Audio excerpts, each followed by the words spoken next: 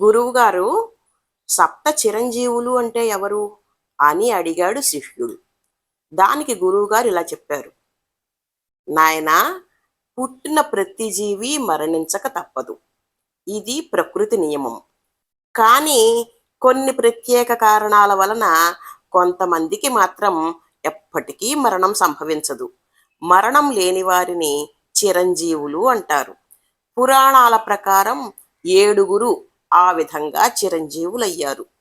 వారు శ్రీకృష్ణ పరమాత్ముడి శాపం వలన అశ్వత్థామ, వామనుని అనుగ్రహం వలన బలి చక్రవర్తి, శ్రీరాముని భక్తితో సేవించటం వలన హనుమంతుడు, శ్రీరాముని అనుగ్రహం వలన విభీషణుడు, లోకహితం కోసం వేదవ్యాస మహర్షి, విచిత్రమైన జన్మం కలగటం వలన కృపాచార్యుడు, తపశ్శక్తి వలన పరశురాముడు.